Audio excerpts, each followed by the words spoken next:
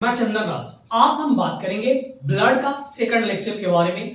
जैसे कि first lecture में मैंने बात किया था कि ब्लड होता क्या है और उसके कंपोजिशन ऑफ ब्लड के बारे में, कि हमारे पूरे बॉडी में कितने परसेंट ब्लड होते हैं और उसके जितने भी कंपोजिशन है जैसे आरबीसी, डब्ल्यूबीसी, प्लेटलेट्स, इन सभी कितना कितना परसेंटेज में होते हैं, उन सभी के बारे में पीछे के लेक्चर में बताया था।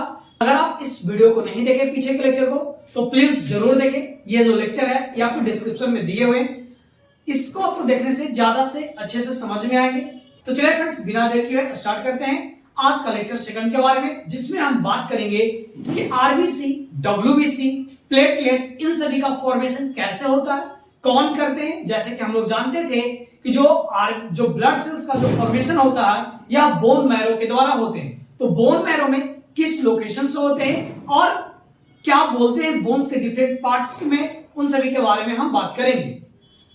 तो जैसे कि इस डायग्राम में आपको दिखाया होगा एक बोन का स्ट्रक्चर बना हुआ है। बोन में आप ऊपर वाले को देख रहे हैं, इसको क्या बोलते हैं, प्रॉक्सिमल एपिफाइसिस बोलते हैं, और नीचे वाले को डिस्टल एपिफाइसिस के नाम से जानते हैं।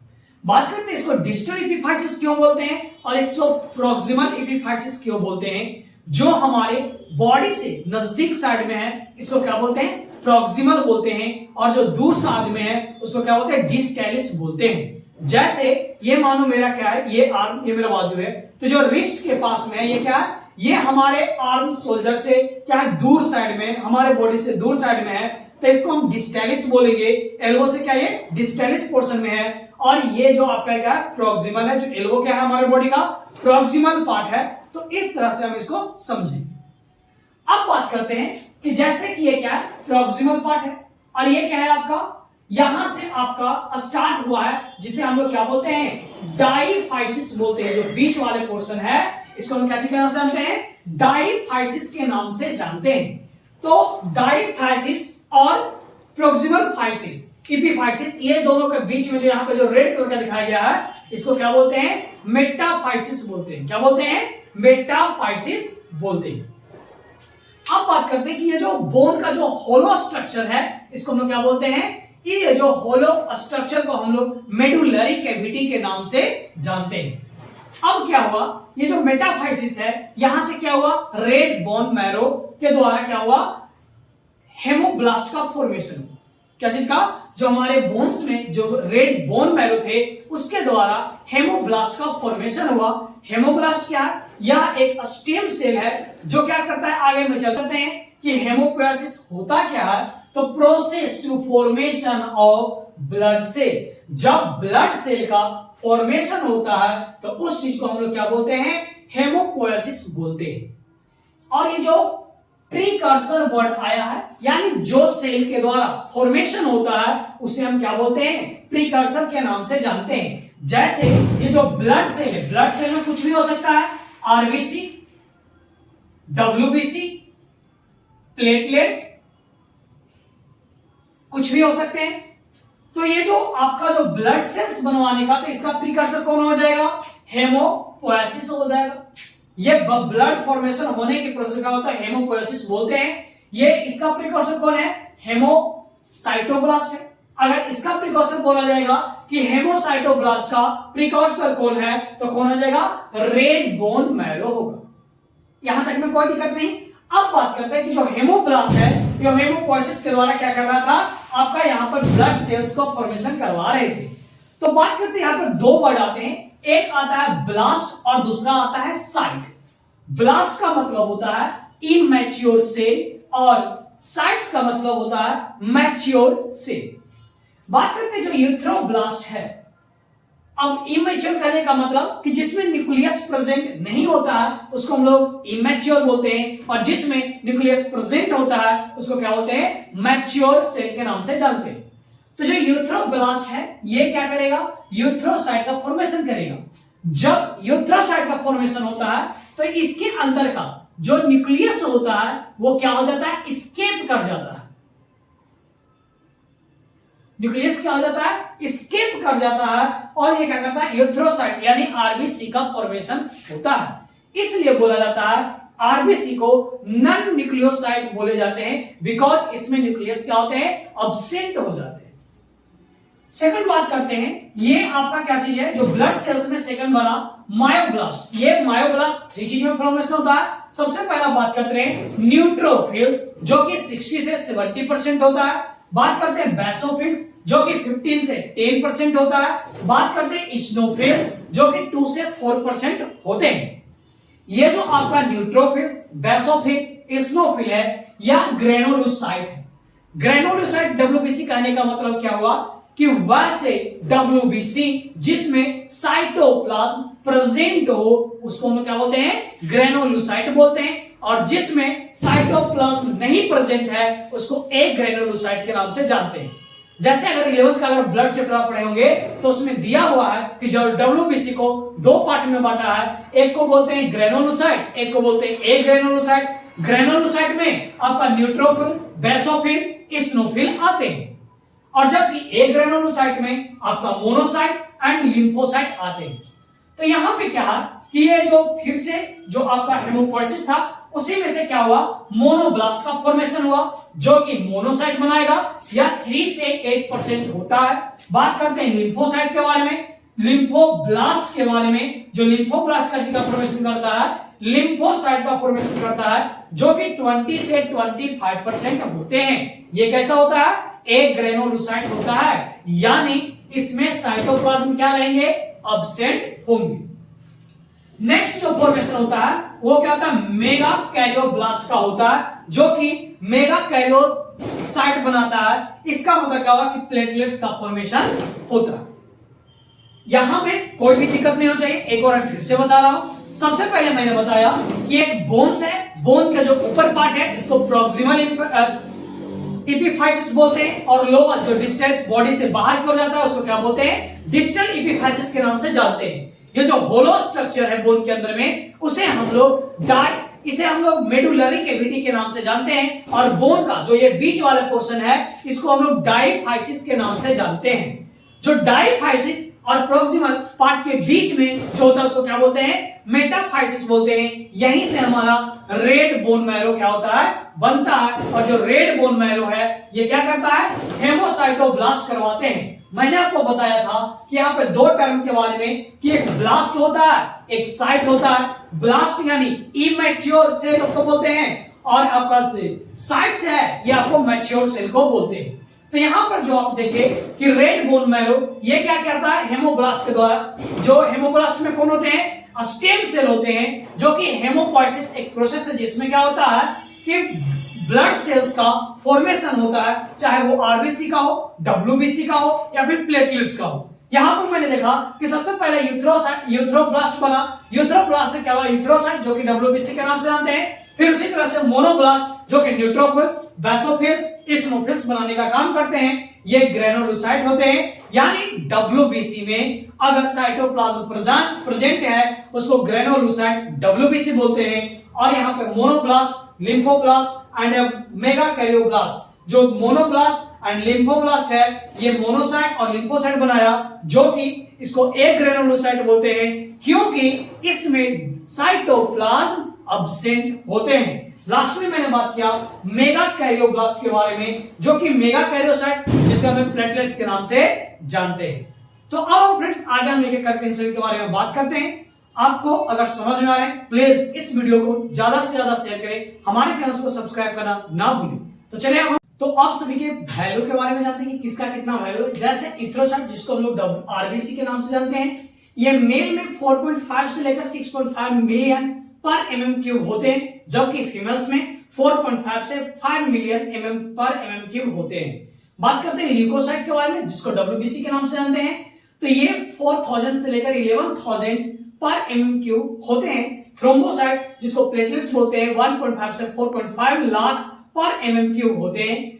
जो यहाँ पे क्वेश्चन पूछेंगे ये आपको डायरेक्ट वैल्यू नहीं पूछेंगे कभी नॉर्सेट में, ये आपको पूछेंगे रेशियो पूछेंगे कि रेशियो ऑफ ब्लड सेल बताओ, रेशियो WBC RBC प्लेटलेट्स का। तो रेशियो कितना होता है 600 रेशियो 1:40, 600:1:40। RBC कितना 600, WBC 1 एंड प्लेटलेट्स 40। सबसे ज्यादा मोस्ट एबंडेंट कौन रहते हैं, RBC।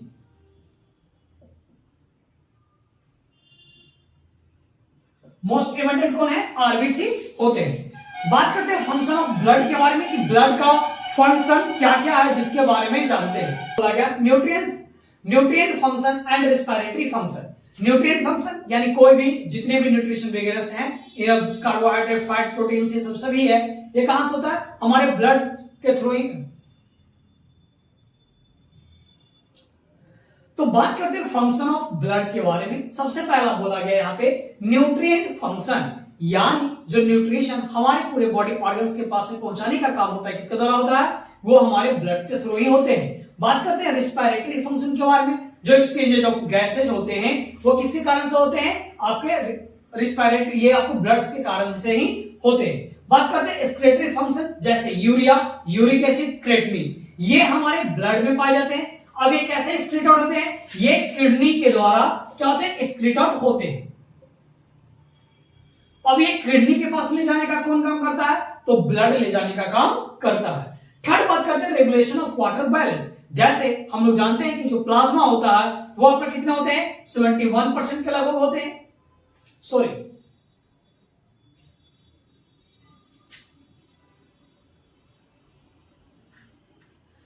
तो जैसे कि हम लोग प्लाज्मा के बारे में जानते हैं कि जो प्लाज्मा कितना होते हैं? 55% होते हैं हमारे बॉडी में। तो ये वाटर का जो रेगुलेशन ये कौन करता है? ब्लड्स के द्वारा ही होता है। Transportation of hormones to tissue, कि जो ट्रांसपोर्ट, जो हार्मोन्स का जो ट्रांसपोर्टेशन होता है टिश्यूज तक, या ब्लड्स के द्वारा ही होते हैं। जैसे हम लोग जानते हैं कि जो एंडोक्राइन ग्लैंड है,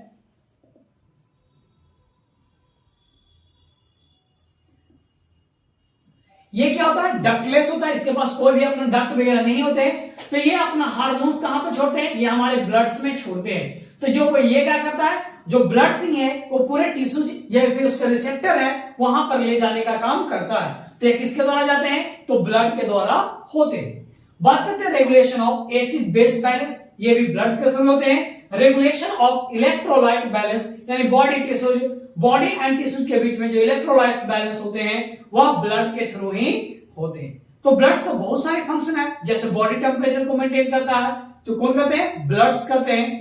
तो अब हम बात करेंगे आरबीसी के बारे में, जिसको रेड ब्लड सेल के नाम से जानते हैं, कार्पोसल्स के नाम से जानते हैं, हेमाटिड्स एंड एथ्रोइड्स सेल के नाम से जानते हैं। तो चलिए इन सभी के बारे में एक एक करके बात करेंगे। सबसे पहले हम बात करने वाले हैं आरबीसी के बारे में। प्लीज आप इस वीडियो को ज्यादा से ज्यादा शेयर करें, कमेंट करके जरूर बताइएगा कि कैसा लग रहा है, समझ में आ रहा है या नहीं।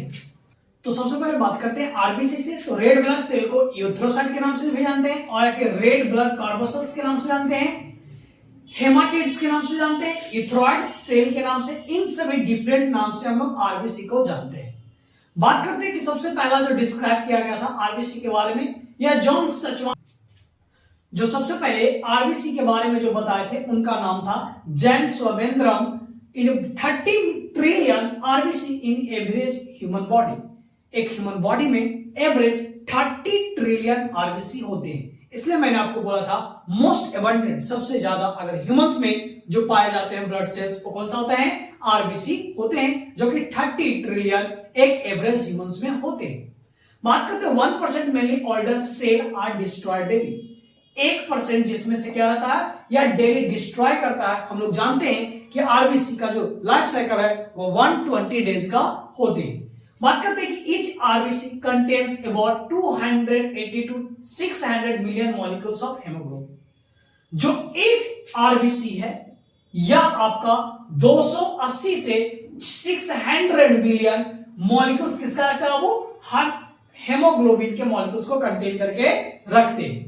नेक्स्ट पॉइंट बोला गया कि approximately 2.4 million new RBC are produced every second in human adult.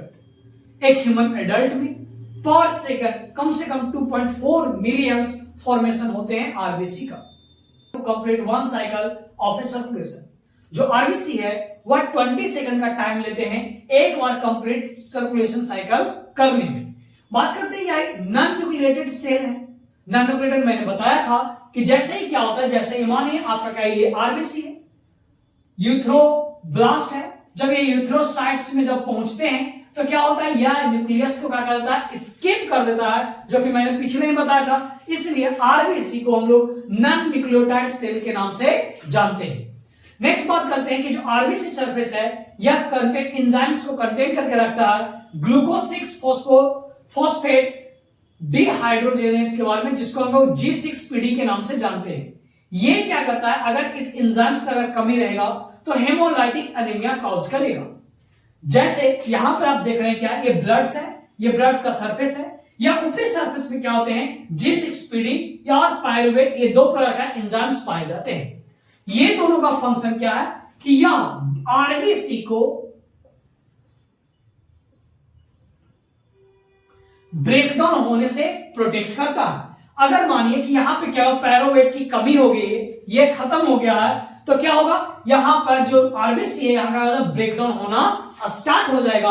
अगर मानिए कि अगर ऊपर में क्या है, ये पायरुवेट की कमी है, तो अगर जो आरबीसी का बना हुआ रहेगा वो इस तरह से हो जाएगा। तो अगर G6PD या फिर पायरुवेट जो एंजाइम्स है, अगर इन सभी का अगर कमी रहता है तो कौन से होते हैं, हेमोलाइटिक एनीमिया कॉज करते हैं। एनीमिया का स्पेशल लेक्चर बना हुआ है, प्लीज प्लेलिस्ट में जाएंगे और इस वीडियो को जरूर देखेंगे। मैं उसमें पूरे डिटेल से बताया हूं, आपको समझने में कोई भी दिक्कत नहीं होगी। बात करते हैं इसके काउंट के बारे में कि एक ह्यूमंस मेल में 4.5 से 6.5 मिलियन पर MM³ आरबीसी होते हैं, जबकि फीमेल में 4.5 से 5 मिलियन पर MM³ होते हैं।